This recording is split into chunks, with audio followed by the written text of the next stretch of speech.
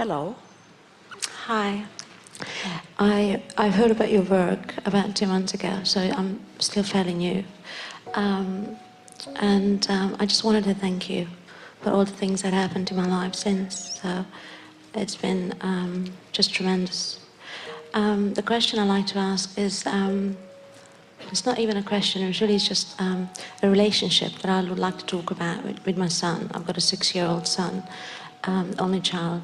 And I feel that just about every aspect of my life is working, and I do feel that I've got the ability to make it even better.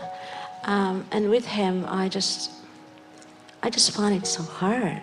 I can be in alignment with who I am and who I will be with him, and all seems fine and perfect. And he comes home from school, and within 5 minutes, just all goes out of the window and all that. What is the dominant subject? In other words, is it him just being there, or is he demanding? He is demanding, disconnected? Yes. Is he unhappy? No, he's a very happy child, and we're very close.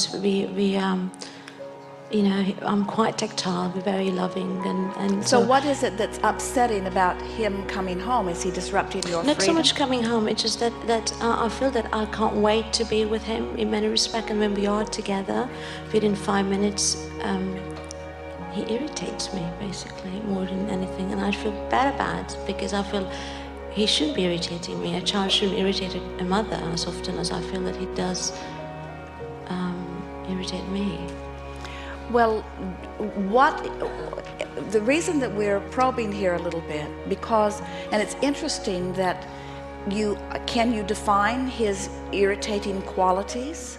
I think it's probably rooted in his demand for someone always being there, or playing with him, or entertaining him, or just to be with him, basically. And well, the reason that we are asking these specific questions is because at the heart of your discomfort is something that almost no one understands, and you understand it at many levels of your being, and it's why you're feeling an irritation with that. And it goes like this. Often, and parents train their children to feel this way, or adults train children to be this way. So it's not just you, it happens at school also, and it even happens with some of the others that he spends time with.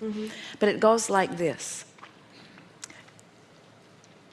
Your child's well-being does not flow through your vortex only.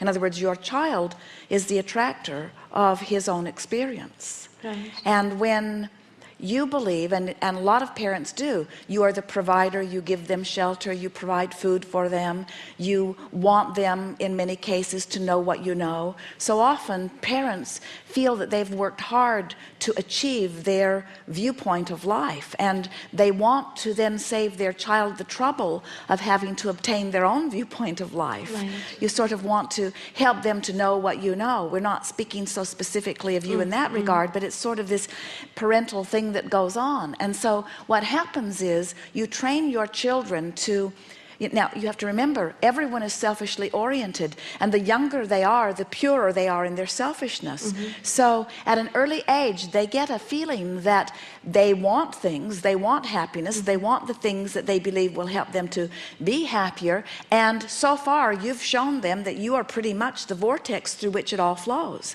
So now what's happening, and as you make a comparison between your child and his relationship with you, and yourself and your relationship to your parents, many parents today are saying, what's going on here? Our children do feel more demanding, or it does feel like more of us is needing to be involved. Often we hear parents say, our parents just sort of let us go, and we were off on our own, and we were running about, and we were learning our own way, while our children seem to be more dependent. And we say, it isn't that they are more dependent, it's that they were born with a faster moving stream.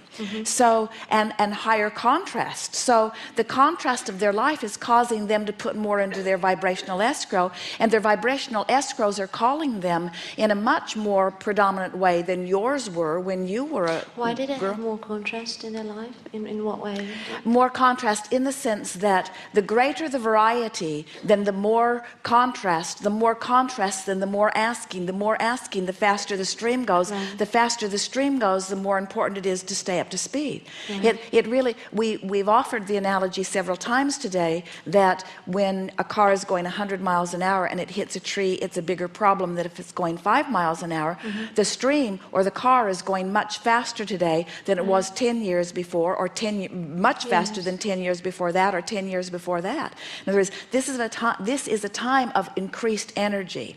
And the reason that the energy is increasing so dramatically is because more are having more experiences, and so more are asking, which means if you're up to speed with the faster moving stream, you're having an exhilarating life. But if you're not, it's beating you up a bit. So now getting back to the specifics here. Right. So your child is born with this fast-moving stream, and since you have more or less trained him to believe that his things will flow through your vortex, that's why it begins to feel a little demanding, because it's enough for you to keep up with your own things, let alone keep up with someone else's, you see.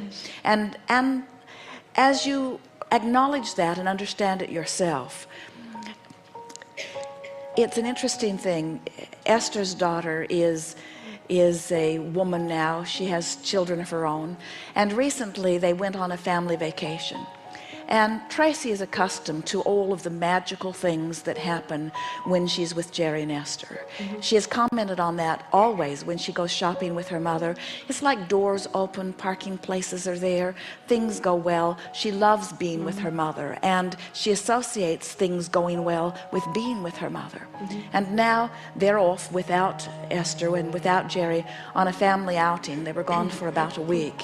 And she came home delighted at how responsive the universe is to them. She said there was something so delicious about recognizing we have our own magic. And nothing has made Esther feel more joyful than for Esther has known it always, but it is so wonderful when your children recognize that they are extensions of source, and that they are asking, and that the universe is answering them, and that their well-being does not have to flow through the vortex called you. It's a sort of, it is the ultimate weaning process, weaning them from vibrational attachment, meaning weaning them from need. And the way you satisfy that, in other words, the process that will help them to get this is simple. It may be a little difficult for you to make the adjustment, but it is an easy thing to do once you understand it. And that is, let your response to your child be when your child is tuned in, tapped in, turned on. In other words, when your child is in alignment with who he really is, you are in alignment with who you really are, you won't have to motivate yourself to participate. You'll want to. In other words, law of attraction will draw the two of you together, and you'll have this wonderful co-creative experience.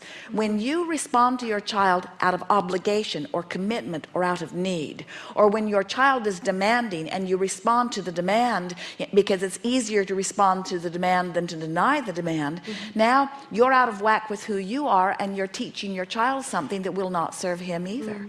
We've talked about this all day today, in the sense that so many people, more people, are more easily motivated than inspired. In other words, look at the way things are sold to you. They really aggravate your need. They try to make raw and ragged your sense of need, or your to make you afraid, because in your fear they know that you are more likely to then seek their resolution to your fear.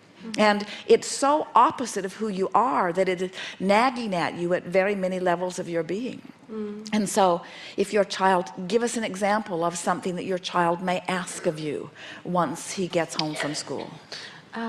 Just going back on the thought you had earlier about, he does have an ability, like every child, to feel good, and he does let's say he would get involved with something that really interests him, and I can feel his flow. He flows with the game and a toy or whatever it is, but often what he does is actually the source of my irritation, because let's say he create mess, or he would, let's say we were baking together, and he really loves that, and I so much prefer doing cooking or baking without him, but I understand that he loves it, so we do it, and then I spend 3 times as much time cleaning up than the actual baking session, and then I just feel bad about that, and I feel bad about it. Because I know that kids come with mess, and well, so, so he's excited about cooking, but he's not excited about cleaning up? No, not at all. No, he does not. He's And not so, get excited about. No. And so, can That's you true. say to him that this cooking process is really bigger than one might think? There's the preparation before, and then there's the mixing together, and then there's the cleaning up after, and let him know. Now, here's the thing. We can't teach you to teach him something until you've learned it yourself. We'll take a beat here. And what we mean by that is you have to feel good about your participation in the process before. I do about that, but not the cleaning. I don't feel good about well, we but, get that, but and so who is it that you're crying to? In other words, he still has a mother that he can complain to. Who are you complaining to about the mess? Because a complaint is a complaint, yes? He doesn't want to clean up the mess, and neither do you.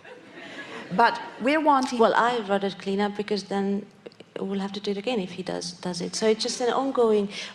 basically what it is that often what makes him happy is the source of my unhappiness, and other way around. What would make me happy is him doing his homework, for example, and that doesn't make... So we kind of feel we cross purposes in many subjects and many areas of being together. We get why you're saying that, and we can see how you've come to a conclusion, and now you're looking for the platform in order to justify your conclusion. But we don't think that your conclusion is accurate, and we don't think your justification is either. In other words, we don't think that he is necessarily unhappy in doing homework. We think that he would rather do things that he's interested in, and we think that it is an interesting thing that he is required to do so many things that he really doesn't want to do. It violates his very nature. And we think that it's interesting that you, like most parents, have brought yourself to a place where you have been willing to do things that you didn't want to do long enough that you now believe that it is virtuous to do things that you do not want to do, to the point that you would say, it makes me happy to watch my child do something that he doesn't want to do. In other words, the should factor has won out. The desire factor is not a big player for you. You see what we're getting at? Where your child is just more honest. Your child is more true to who he really is. We promise you, if the homework were of interest to him, you couldn't stop him from doing it. But since it is something that someone else has assigned him, and we know it's an interesting place to be in, where there are requirements that you as a parent are expected to enforce, because if you don't, he doesn't do well in school, and then you are thought badly of, and then we know the cycle of all of that. But what we are suggesting, and here is the way to look at it. We say to Esther and Jerry and to all of you, but we say it to them frequently. If you decide to do something, whether it is out of obligation or commitment or because you really want to, whatever the motivation is or the inspiration to when you decide to do something, once you've committed to it, do your very best to find alignment with it. Because to do something that you don't want to do is splitting energy. To do something out of obligation rather than out of desire is a splitting of energy. And it's why it is so tiring. It's why it's not fun, because you're hanging out there without resources. It's like being fueled. It's like gasping for your last gasping for the last gasoline in your tank. You're sort of sputtering along. You're not fueled while you go. Where if you do something that you want to do, now we would of course always recommend first that you do what you want to do, but second, we would say, if you feel that you must do it, then line up with it or don't do it.